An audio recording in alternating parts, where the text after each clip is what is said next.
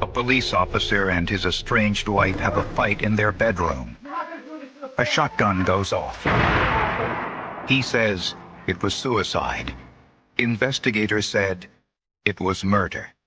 There's only two people that know, and one can't speak with us.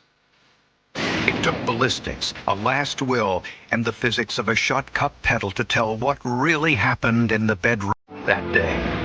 In the desolate beauty of northwest New Mexico, the city of Farmington is one of the few green spots. The streets are generally quiet. Traffic problems are usually handled by police on motorcycles. Paul Dunn used to be one of those officers. I loved my job. I always used to say there was only two things I was good at. It was being a traffic cop and being a dad. And I enjoyed most all the simplicity of being a motor cop because everything you do in accident investigation, accident reconstruction, is just math. Cliff Olam worked alongside Paul Dunn. He was a good motor officer, good police officer, took his job, real serious. Paul was married to Monica Sanchez Dunn, and together the couple had 2 children. She was singularly the most beautiful woman I'd ever seen in my life. But after several years of marriage, there were problems. Monica discovered Paul was having an affair with another woman, and the couple separated. Early on the morning of April 4th, 1994, Cliff Olam was on duty and heard a police radio call about a shooting at Paul and Monica's house. I saw Paul performing CPR on Monica, and he was just covered in blood. Monica was rushed to the hospital, but it was too late. She was pronounced dead on arrival with a gunshot wound to her abdomen.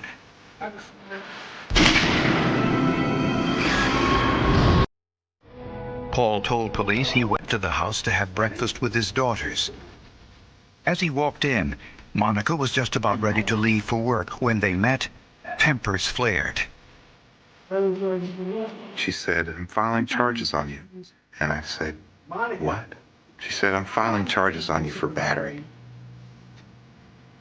And then she stormed off down through the living room and down the hallway and into the bedroom and slammed the bedroom door. Paul followed Monica to the bedroom.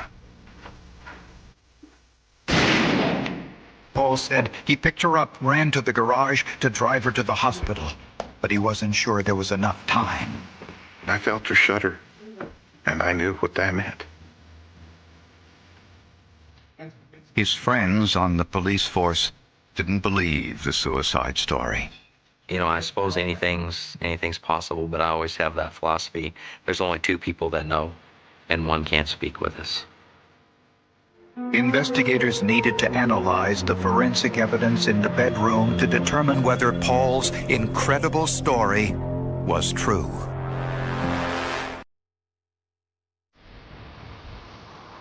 Since Paul Dunn was a Farmington police officer, his wife's suspicious death was assigned to another department, the New Mexico State Police. Investigators couldn't find any usable fingerprints on the shotgun, and they removed the back wall containing the shotgun pellets for later analysis. In Monica's van, investigators found a domestic violence complaint form. Just a day before her death, Monica had gone into police headquarters to have photographs taken of injuries she said Paul inflicted during a beating. She had a bruise on her cheek, she had a bruise on her thigh, and a couple of other places on her legs. She was going to file these battery charges, and that was going to cost him his job. When police photographed Monica's injuries, they violated standard procedure. A witness said a male officer photographed Monica's injuries alone in his office with the blinds closed. They would have a woman officer come in and take the photos, and he didn't do that. And he didn't have anybody in the room with them. It was just him and Monica. So they're alone, and it took them about 10 minutes to do these photos. So there's kind of questions on what happened in that room during that 10 minutes. At Monica's autopsy, the pathologist noted 2 abrasions near the entrance wound, identical to those caused by a shotgun.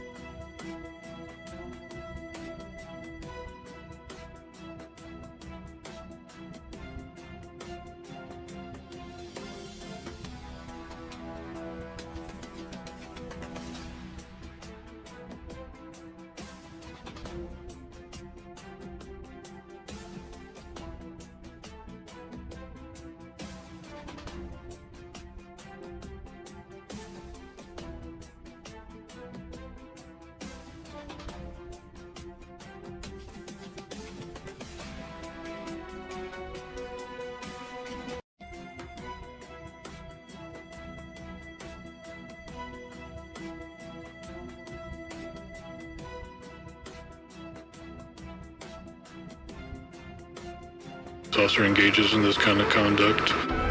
Since he was a police officer, he was separated from the rest of the prison population. I was locked up 23 and a half hours a day, 7 days a week, for 8.5 months. I paced an X in the paint in the floor. The police department turned against him. Once he gets charged and once he's out of the group, then I think they pull ranks and stay together. Paul hired a family friend, Victor Titus, to defend him. Ironically, Titus had been a pallbearer at Monica's funeral, and he couldn't understand why the family asked him. I mean, they're very, very family-oriented, and they would have picked folks solely within the family. And it wasn't just me, but the other folks that were in the, as pallbearers as well, let me know that those are hand-chosen by Monica somehow. And it just didn't feel right. But how could Monica have chosen her pallbearers if she was dead? Titus suspected Monica had left a suicide note and that it had been withheld from the defense. At a pre-trial hearing, Titus demanded to know whether a suicide note existed. Mr. Sanchez, Monica's father, was in the courtroom, and Judge Rich asked him directly. He stood up and said, "Yes, I have something at home in my file cabinet." Monica had given the note to a family member almost a month before her death. It named pallbearers for her funeral and designated who should get her belongings when she died. I now realize life isn't fair. Most of the time, it seems very cruel. Please tell the girls I love them very much. I know they will grieve. I'm really sorry about this. I just don't have any more strength or power to go on. Prosecutors said the note didn't say anything about suicide. It was Monica's last will and testament. Prosecutors refused to drop the case based on the forensic evidence. It would be left to a jury to decide whether Monica Dunn's death was a suicide or cold-blooded murder. In preparation for trial, Paul Dunn's defense team hired Dave Pfeffer, a private investigator with 20 years of police experience, to examine the crime scene. The evidence showed that the shotgun pellets went through Monica's body, through the sheetrock, and hit the brick wall and wooden studs beneath. Pfeffer conducted a crude experiment. We lined up the indentations and the marks on the the 2x4 with the indentations on the brick and ran them straight in a line, and it indicated to us that the line, all three lines came directly to the foot, actually about a foot into the waterbed itself. That was very unscientific, but it gave us a good general idea. This contradicted the state's theory that Monica was standing when shot. For a more detailed ballistic examination, Pfeffer contacted Nelson Welch, the former chief firearms investigator for the New Mexico Crime Lab. In examining the autopsy photographs, Welch noticed a substance called Grex in and around Monica's wound. Now, Grex is the white buffering material that's loaded in with the double-aught buck to prevent them from being deformed when they're shot at high pressure. But Welch was troubled by the fact he could find no Grex on the outside of Monica's dress. Welch test-fired a shotgun into ballistic gelatin covered with a cloth about 2 feet.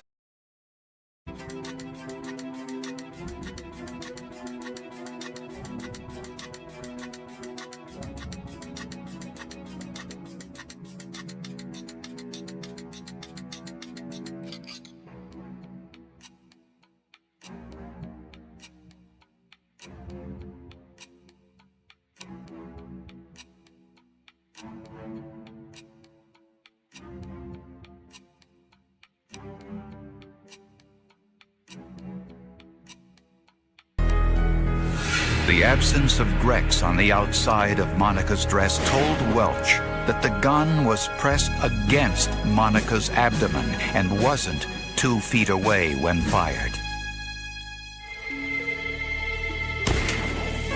Dr. Martin Fackler, a career Army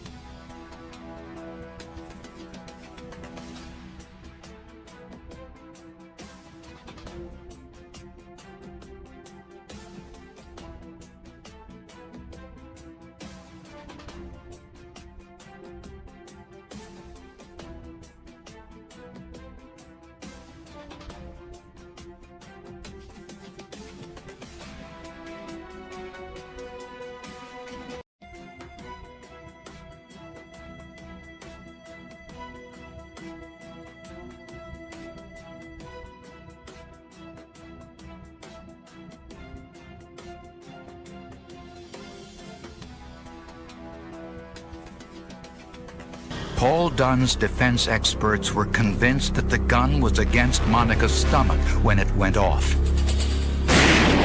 But regardless of the gun's position, they would still need to prove that Paul Dunn did not pull the trigger.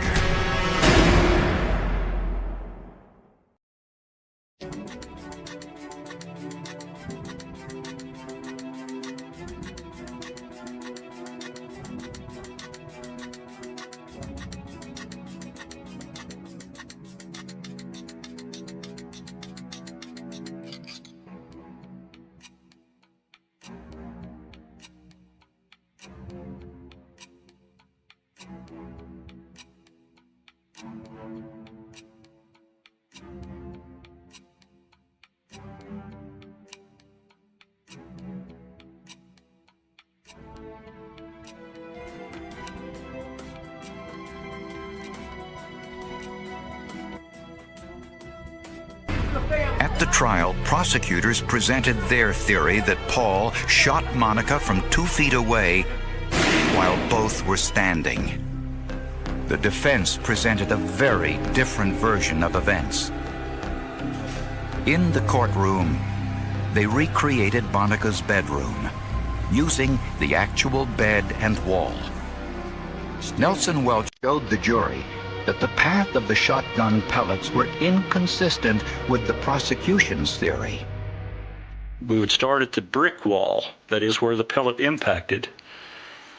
Where it came from the sheetrock, the angle is downward and slightly towards the bed. From the brick wall, through the sheetrock, to the exit wound in Monica's back, to the entrance wound, to the muzzle. The lines converge much lower than prosecutors say. The only way to get all of these lined up is in the position in which we have it now. Which meant that Monica was sitting on the bed with the butt of the shotgun resting on the bed when it went off, which was consistent with Paul's original statement to police. Using a model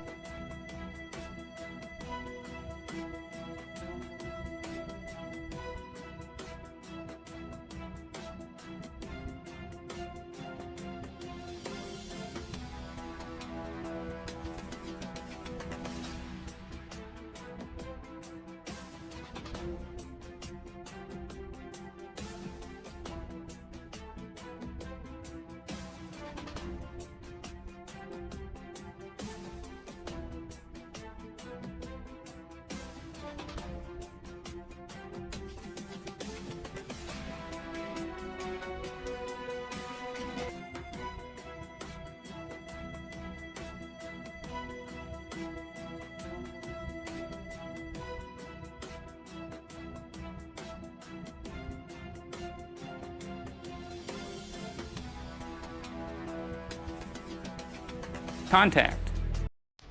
Paul's first wife and girlfriend both testified in court that he had never been physically abusive. The jury had to decide between two competing theories: whether Monica killed herself or whether Paul shot her standing 2 feet away. The jury reached a verdict within minutes. They all indicated, they went in, they took an initial vote, they all agreed it was a not guilty, and everybody went to the bathroom, combed their hair, and basically killed time because they were afraid that the judge was going to be mad at them if they didn't take a little time. The prosecution has the burden of proof beyond a reasonable doubt. And in this case, it was the defense who proved innocence, not just beyond a reasonable doubt. They proved it beyond all doubt, as far as I'm concerned. Paul Dunn embraced his daughter and was rushed from the courtroom. Smell fresh air. Jail's not nice. Jail doesn't smell good. And I smell fresh air. Paul Dunn didn't return to his job on the police force, and he now works as a foreman for an oil company. He says this case changed many of his long-held beliefs. As a cop, he used to believe everyone in prison was guilty, and although he denies ever hitting his wife, he concedes his infidelity brought some of these problems on himself. You don't go to jail for singing too loud in church. You can bleep this out. Was I an asshole? Yeah. Am I proud of the person I was then? No. Did I know the difference? No.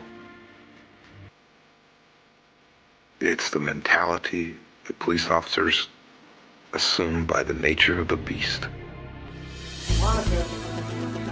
The question remained, why did Monica commit suicide? Many believe she simply couldn't stand losing Paul to another woman, despite evidence she had been unfaithful herself. Medical records show Monica had an abortion during her marriage, long after Paul had a vasectomy. And now I'm going to tell you, I'm not going to malign the dead. It's not for me to judge. Just how Monica got the bruises remains unknown, and the letter she left behind raises more questions. The bruises on me will show. She writes that a month before her death. How do you know a month before you die that you're going to have bruises on your body?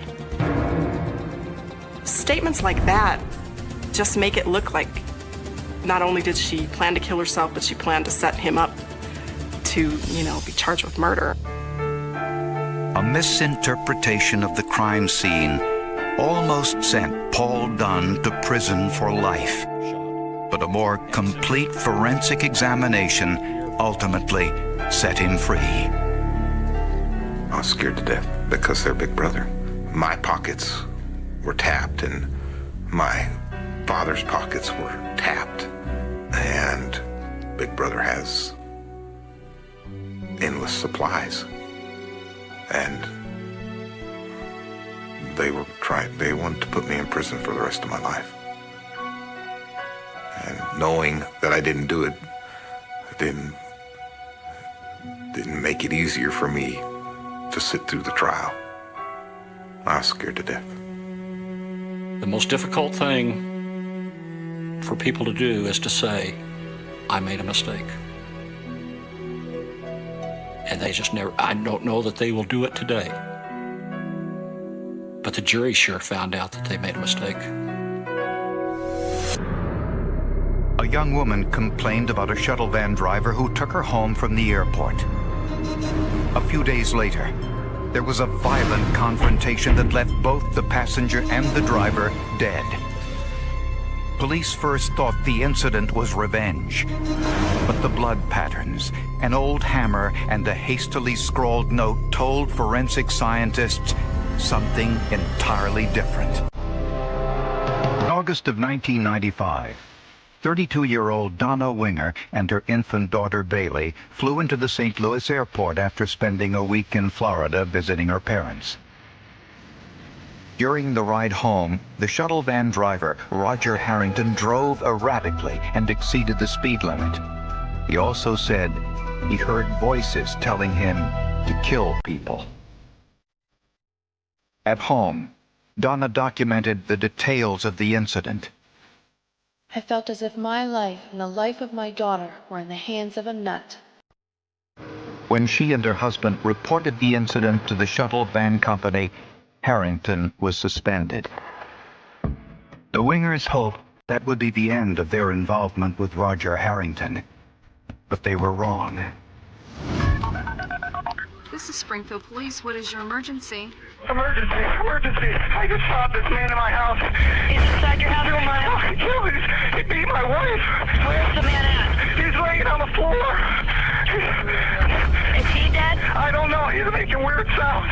Is the man still in your house? Yes, he's laying there on the floor with a bullet in his head. Did you shoot him? Yes, I shot him. He was killing my wife. Please, my baby's crying. My baby's crying. I gotta go. I'll call you right back.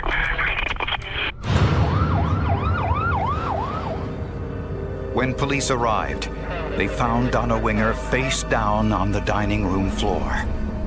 Roger Harrington lay a few feet away on his back. Paramedics rushed them to the hospital, where they were both pronounced dead on arrival. We all lost something in our hearts. And she lost a lifetime to be a mommy, a daughter, a sister, a friend. We've all lost. Everybody lost. Mark Winger told police he was in the basement when he heard a commotion upstairs. He grabbed his pistol, ran into the hallway, saw Harrington beating his wife with a hammer, and killed him. Mark blurted out, "This is the man that's been stalking my wife. This is the man who's been harassing my family." We did ask Mark why Roger would be over at his house on that day. Mark said that he had no idea. Police found Roger Harrington's car parked in front of the Winger house. Donna's handwritten account of what happened in the van with Harrington was on the refrigerator door. That was the one piece of evidence that Donna spoke to us through. She was not alive, so we couldn't ask her what had occurred, but she did document what happened on the ride with BART Transportation from St. Louis, and that was supportive of Mark's facts. A background check revealed Harrington had a history of mental illness and had twice been hospitalized for psychiatric treatment. He was an individual that, like many Americans, have a mental illness, and it was being addressed. The hammer Harrington used to attack Donna Winger had been on the dining room table. Donna wanted a picture hung in the house. To remind Mark to hang the picture, she placed the picture and the hammer on a table so Mark would remember to hang the picture. Also on the table were Harrington's coffee mug and a pack of cigarettes. Police speculated that Harrington sought revenge for the Wingers' complaint. Immediately determined that it was more plausible that a mentally ill subject had attacked Donna and killed her. When the investigation was over, Mark Winger was called a hero for trying to save his wife. Not only had he lost his precious wife, but he also had to shoot a man trying to protect her. The newspaper published a letter Mark Winger wrote thanking the community for its support. Roger Harrington's family refused to believe it. Well, I never have ever seen Roger be violent to anybody. 4 years later, forensic evidence came to light that raised new questions about what really happened that day in the Wingers' home.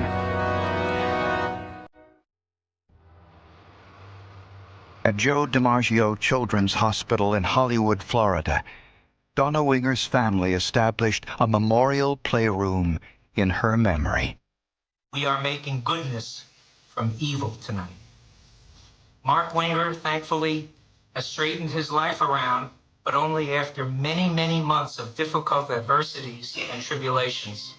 Back in Springfield, Illinois, Mark Winger married his daughter's nanny, Rebecca Simic, and together had 3 more children.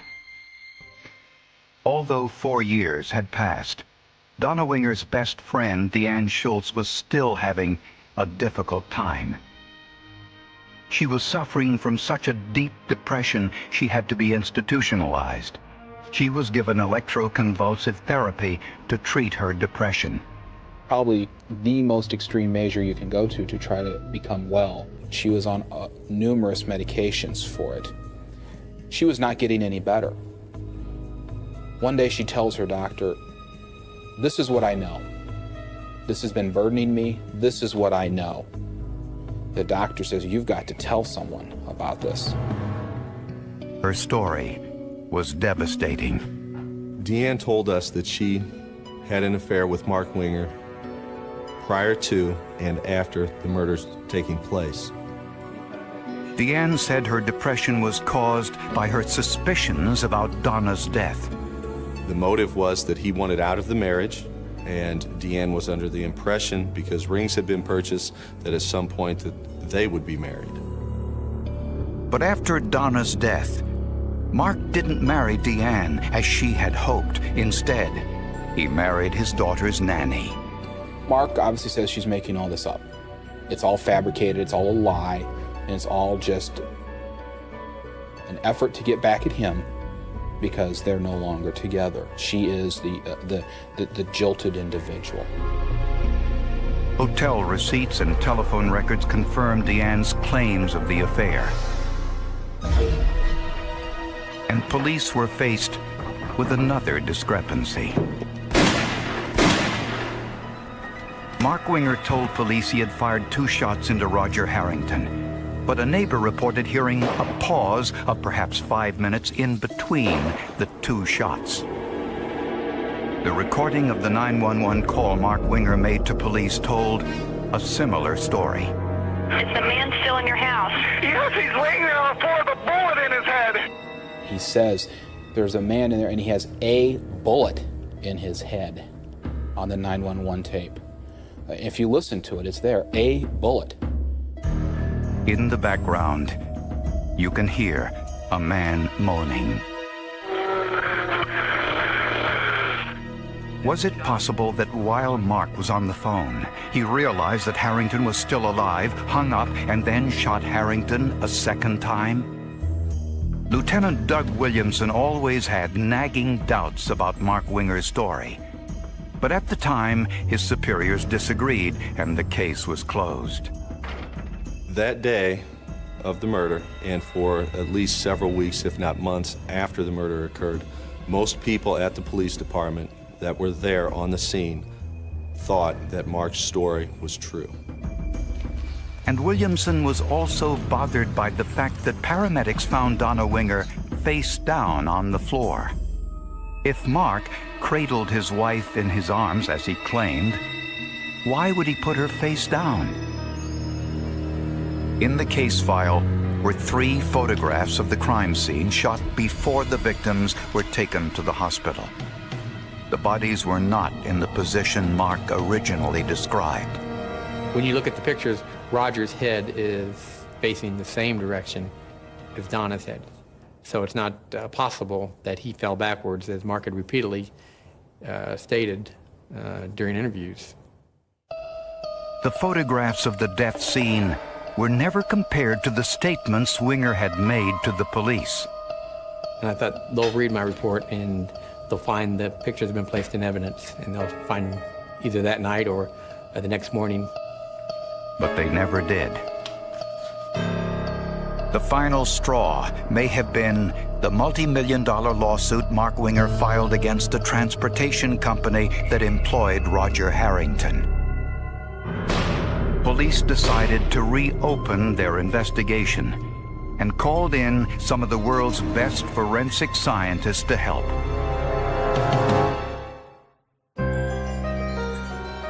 Four years after the shooting, police in Springfield, Illinois, took a closer look into what really happened that day between Mark Winger, Roger Harrington, and Donna Winger. Mark Winger told police that he ran down this hallway and saw Roger Harrington facing him, kneeling on the floor, striking his wife with a hammer. Winger says he shot Harrington twice in the head, but the physical evidence contradicted this story. Ballistic tests on Winger's pistol showed that shells are ejected back to the right.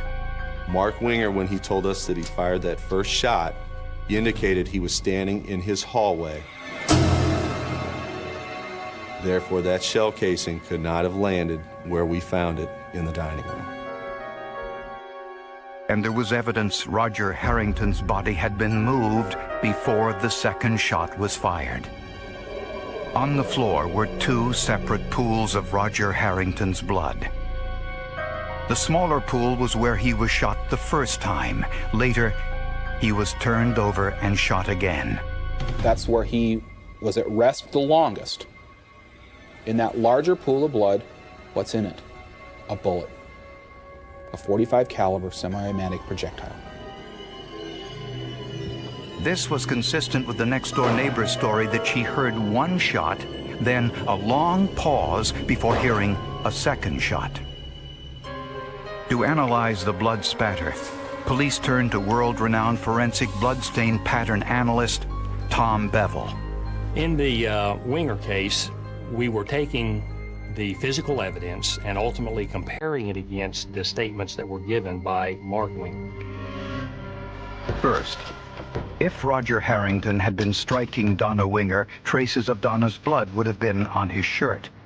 But the only blood on Harrington's shirt was his own.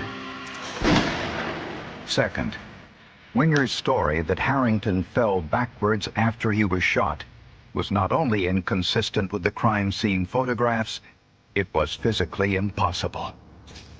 He would literally have to either do a backflip or levitate or some sort of a circus act in order to get his feet pointing away from her body, as well as the length of his body, his height, also away from her.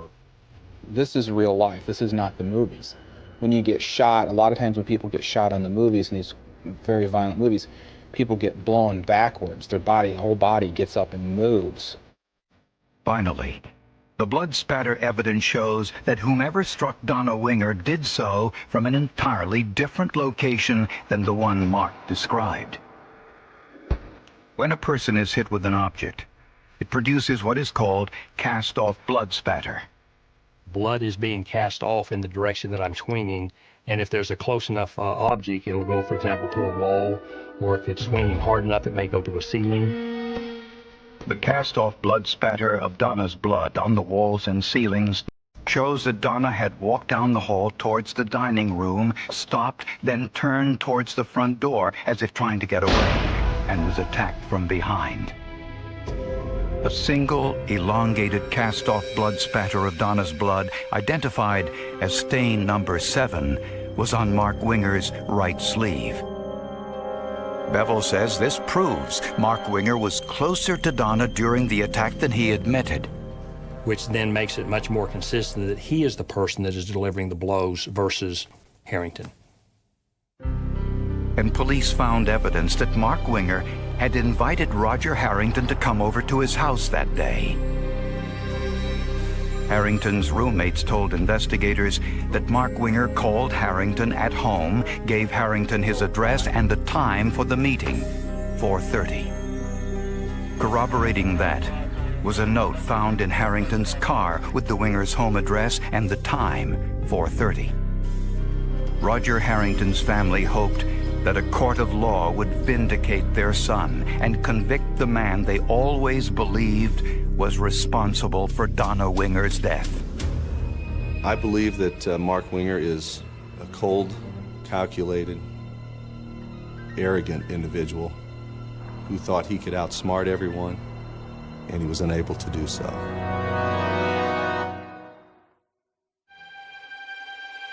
In 1995, investigators called Mark Winger a hero for fatally shooting an intruder who he claimed was attacking his wife. 4 years later, there was a dramatic change of opinion, and Mark Winger was charged with the murder of both Roger Harrington and his own wife, Donna. This is exactly the sort of a plot that a fiction writer would love to work up. As is often said, reality is stranger than fiction, and in this case, I'd almost say that fits the bill. The motive was partially financial. Donna had $200,000 worth of life insurance, and Mark was suing the shuttle bus company as well. He made the mistake of being just a little too greedy. He had the perfect crime, and he blew it because he wanted to press forward and see if he can get more money. And Mark's mistress, Deanne Schultz, told prosecutors that Mark no longer wanted Donna as his wife. Donna's bizarre trip with shuttle van driver Roger Harrington gave Mark the perfect setup he needed to commit murder. According to Deanne, as soon as Mark got the story about the trip, he knew that was the guy, and then set things in motion to get him inside his house. After Harrington was suspended from his job, the evidence shows that Mark called Harrington, inviting him over to discuss the matter with the hope of settling it amicably. Harrington showed up at 4:30, the time he wrote on his note, and walked in with his coffee cup and cigarettes. Those are hardly the weapons of a psychotic killer. Prosecutors believe Mark Winger walked Harrington to the refrigerator, possibly to see Donna's note. Mark then pulled the gun, ordered Harrington to his knees, and fired a single shot into his head. The next-door neighbor heard that shot. So did Donna Winger. She turned towards the front door. Mark hit her with the hammer, causing the cast-off blood spatter in an area inconsistent with his statement to police. Then Winger called 911. Is the man still in your house? Yes, he's laying there on the floor with a bullet in his head. Did you shoot him? I shot him. He was killing my wife. But during the call, Winger realized Harrington was still alive. My baby's crying. My baby's crying. I gotta go. I'll call you right back.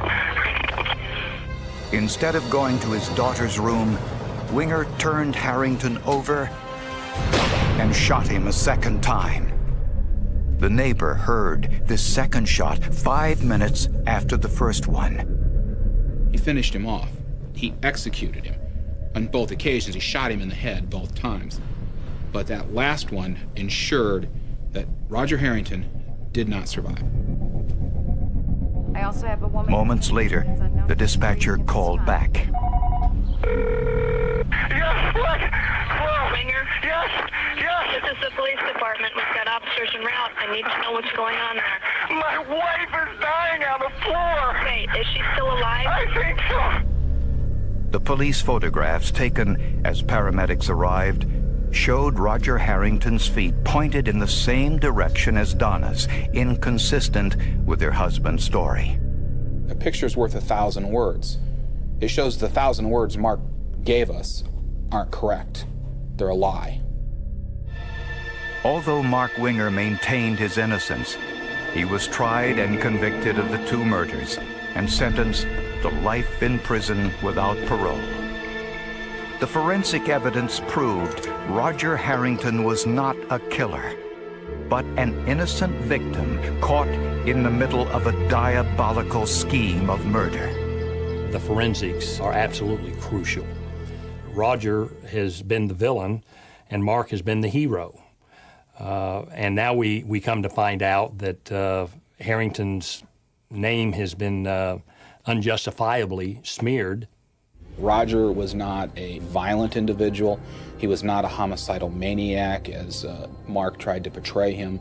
He was an individual that, like many Americans, have a mental illness, or had a mental illness, and it was being addressed. They cleared his name, but like they said that we buried him a murderer.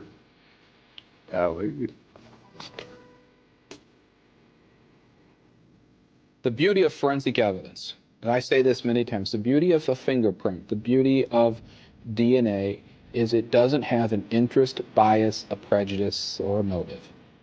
It is what it is. And that constant of the forensics in this case showed the other evidence for what it was. It let it be a building block to show the judge and the jury, our community, what happened. And I was thankful that we had it. Yeah, thank you, Tom Bell. And I hope someday I can meet you face to face.